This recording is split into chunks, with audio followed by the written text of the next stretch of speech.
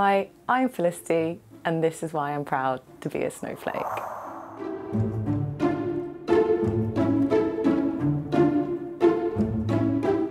It can be a news story that makes me want to cry. It can be like a YouTube video that I watch that's just immensely moving. It can be somebody says something to me and I'm like, wow, that touched something that kind of hurt. All of these things, I think, mark me out as a snowflake. So people are just generally really allergic to displays of emotion. Like we say to toddlers, you know, don't cry straight away as soon as they started crying, or like, don't cry, I'll give you something to cry about. You know, emotions make us feel uncomfortable. They make other people feel uncomfortable. They're seen as unprofessional, you're seen as out of control. There's just this narrow bandwidth of emotions that are allowed. It's really hard to have feelings. It takes a lot of courage to feel them, and they slow us down sometimes. And there's this idea that we need to be busy and productive. Being busy is one way of numbing all those feelings. I think sensitivity, being a snowflake and having feelings is a superpower, because it's a bit like your body as a barometer for what's going on with other people.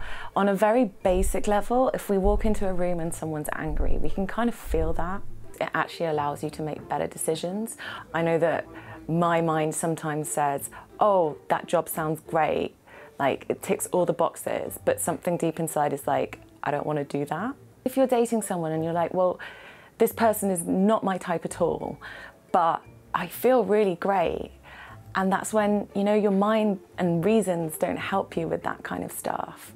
You have to connect with something deeper. So when I wake up in the morning, I kind of check in with myself and I say how am I feeling today? Where are sensations in my body? Happiness is kind of an expanse in the chest, or anxiety is a kind of swirling tension in the stomach, or excitement is constriction in the throat. You know, so asking yourself, what am I feeling? And if you can't find the word for the feeling, what are the physical sensations I have in my body? The other thing I think you can ask yourself is what is it in me that got triggered here? And I think knowing that allows you to connect with people in a way that you might not be able to otherwise. Humans are not just rational. They're not just rational. Emotions are loud and they're noisy, and they have to be dealt with first before anything else can come to the table.